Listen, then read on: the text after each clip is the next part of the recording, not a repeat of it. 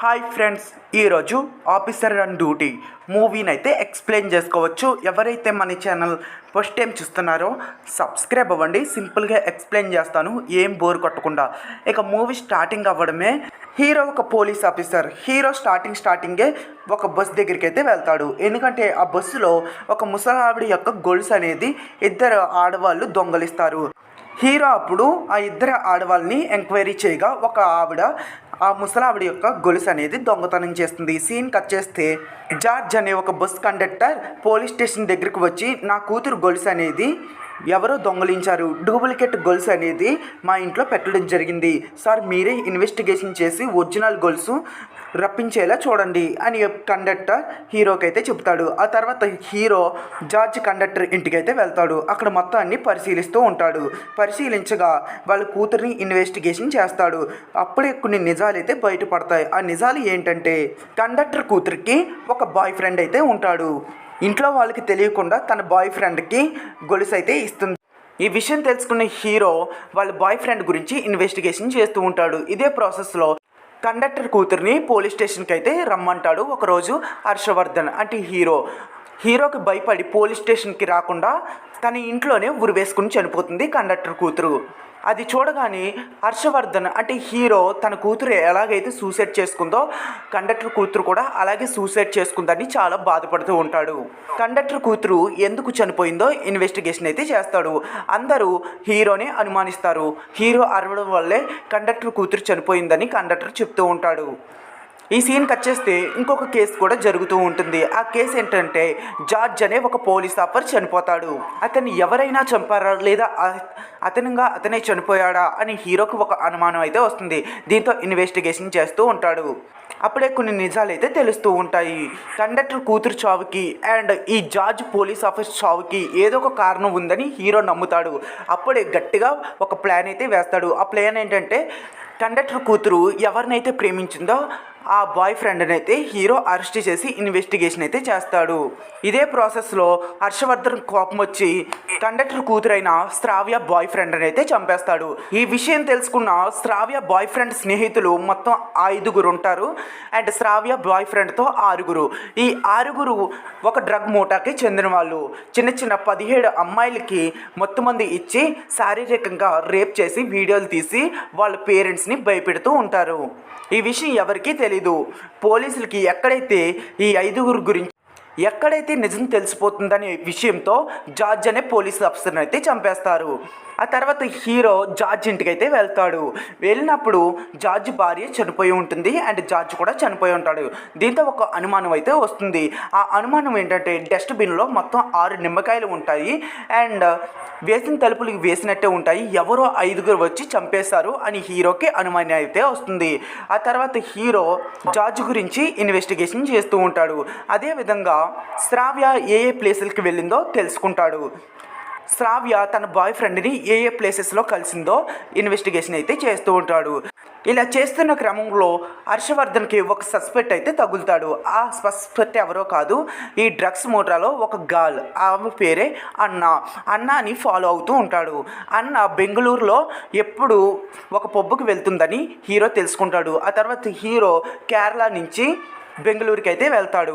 బెంగళూరుకి వెళ్ళిన తర్వాత ఈ డ్రగ్స్ మూటాకి ఒక విషయం తెలుస్తుంది. ఆ విషయం ఏంటంటే శ్రావ్య బాయ్ ఫ్రెండ్ అయిన రిషిని చంపింది ఎవరో కాదు హర్షవర్ధన్ అని డ్రగ్స్ మూటాకి అయితే తెలుస్తుంది. ఆ తర్వాత హర్షవర్ధన్ని ఏదో ఒక విధంగా ప్లాన్ చేసి చంపేయాలనుకుంటారు. కానీ హీరో వాళ్ళకి చిక్కడు కదా. హీరో ఆల్రెడీ ఈ 5 పట్టుకునే విషయంలో చాలా ఇన్వెస్టిగేషన్ చేస్తూ ఉంటాడు. మరో విషయం ఏంటంటే హర్షవర్ధన్ వల్లే తన కూతురు చనిపోయిందని ప్రియమణి తన భర్తతో మాట్లాడుతూ విడాకులు కూడా తీసుకోవాలనుకుంటుంది.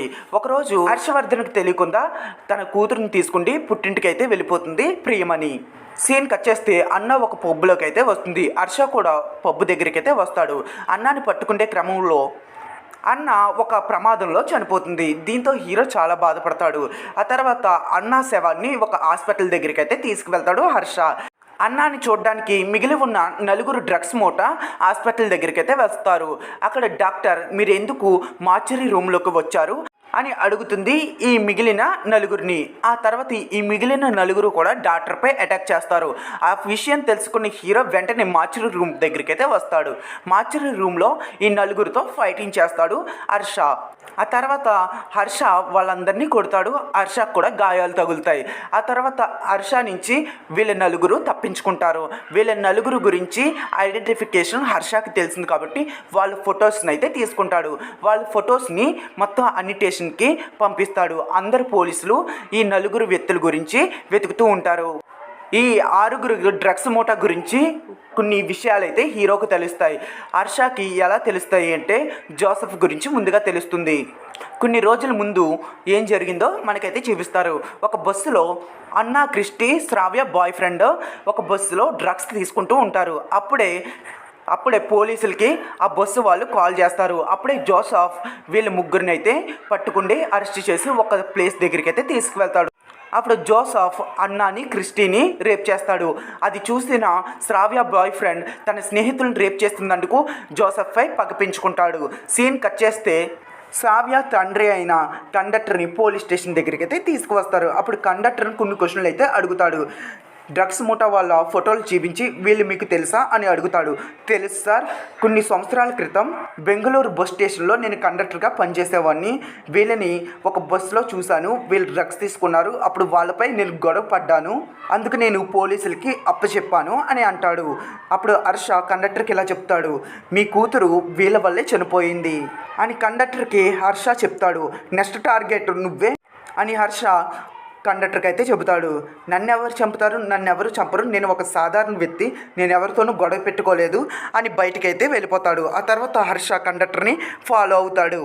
హర్ష కళ్ళ ముందే కండక్టర్ని చంపి పారిపోతారు డ్రగ్స్ మూటా గ్యాంగ్. ఆ తర్వాత హర్ష ప్రియమణి దగ్గరికి అయితే వెళ్తాడు. నీకు వీళ్ళ ఫోటోలు తెలుసా, వీళ్ళని ఎప్పుడైనా చూసావా అని అడుగుతాడు.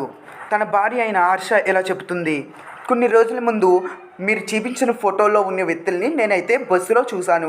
వాళ్ళు డ్రగ్స్ తీసుకున్నారు. అప్పుడే నేను కండక్టర్కి ఇన్ఫామ్ చేశాను. కండక్టర్ జోసెఫ్ అని పోలీస్కి కాల్ చేశాడు. ఆ తర్వాత జోసెఫ్ ఎక్కడికో తీసుకువెళ్ళిపోయాడు వాళ్ళ ముగ్గురిని. అందులో 2 అమ్మాయిలు, అందులో ఒకడు శ్రేయ బాయ్ ఫ్రెండ్ అని చెబుతుంది. ఆ నెక్స్ట్ టార్గెట్ ఎవరో కాదు, ఆల్రెడీ కండక్టర్ చనిపోయాడు. ఆ తర్వాత నెక్స్ట్ టార్గెట్ నువ్వే, ఎందుకంటే మన కూతురిని టార్గెట్ చేసి వాళ్ళే రేప్ చేసి చంపేశారు. నువ్వు నా మాటలు నమ్మవు అని హర్ష ప్రియమణికి అయితే చెబుతాడు. ఆ తర్వాత ప్రియమణి, నువ్వు ఎలాగే చెబుతావు, నువ్వు నేను ఎప్పటికీ దగ్గర అవ్వము, నేను మా పుట్టింటికి వెళ్ళిపోతున్నానని మళ్ళీ వెళ్ళిపోతుంది. ఆ తర్వాత రోజు తన నాన్నగారి ఇంటి దగ్గరికి అయితే వెళ్ళిపోతుంది. అప్పుడే ఈ డ్రగ్స్ గ్యాంగ్ వాళ్ళు ప్రియమణి చంపడానికి వాళ్ళ పుట్టింటికి అయితే వస్తారు. ఆ తర్వాత తన కూతురిని పారిపోమంటుంది ప్రియమణి. తన చిన్న కూతురు అడవిలోకి పారిపోతూ ఉంటుంది. అడవిలోకి పారిపోతున్న చిన్న పాపని ఈ డ్రగ్స్ గ్యాంగ్ చంపేయాలనుకుంటారు, కానీ ఎక్కడా కనిపించదు. అలా వెతుకుతూ ఉంటారు ఈ డ్రగ్స్ గ్యాంగ్. అప్పుడే హర్ష ప్రియమణికి అయితే కాల్ చేస్తాడు. ప్రియమణి కాల్ లిఫ్ట్ చేయలేకపోవడంతో వెంటనే డౌట్ వచ్చి హర్ష వెంటనే ప్రియమణి వాళ్ళ నాన్న దగ్గరికి అయితే వస్తాడు. కానీ ఇంతలో ప్రియమణి వాళ్ళ నాన్నని కూడా చంపేస్తారు ఈ ముఠా గ్యాంగ్. అండ్ ప్రియమణి గురించి వెతుకుతూ ఉంటాడు. ప్రియమణి ఎక్కడ కనిపించకపోవడంతో అడవిలోకి అయితే వెళ్తాడు హర్ష. అడవిలో ఈ ముఠా గ్యాంగ్ హీరో వాళ్ళ కూతుర్ని చంపేయడానికి ప్రయత్నిస్తారు. అప్పుడే హీరో ఫైట్ చేస్తూ ఉంటాడు. వాళ్ళు ఓపిక అయిపోయేంత వరకు హీరో ఫైట్ చేస్తూ ఉంటాడు. అప్పుడే పోలీస్ ఆఫీసర్లు అందరూ వచ్చి ఈ ముఠా గ్యాంగ్ని అరెస్ట్ చేసి జైల్లో పెడతారు. కొన్ని సంవత్సరాల తర్వాత ఈ ముఠా గ్యాంగ్ బయటకు వచ్చి జ్యూసులు అయితే తాగుతూ ఉంటారు. వీళ్ళకి తెలియని విషయం ఏంటంటే జ్యూస్లో హీరో విషం కలుపుతాడు. ఈ 6 గ్యాంగ్ కూడా విషం తాగి అక్కడికక్కడే చనిపోతారు. ఇదంతా హీరో ప్లాన్. మైనర్ అమ్మాయిలను రేప్ చేస్తే ఇలాగే జరుగుతుందని హీరో ఒక మెసేజ్ అయితే ఇస్తాడు. వాళ్ళ ఫ్యామిలీలు కూడా చాలా బాధపడుతూ ఉంటారు. ప్లీజ్ జాగ్రత్త, ఎలాంటి అబ్బాయిలని నమ్మకండి, డ్రగ్స్ అసలు తీసుకోవద్దు అని లాస్ట్లో మెసేజ్ అయితే ఇస్తాడు. దీంతో మూవీ అనేది ఎండ్ అవుతుంది. Please do subscribe Ram reactions YouTube channel.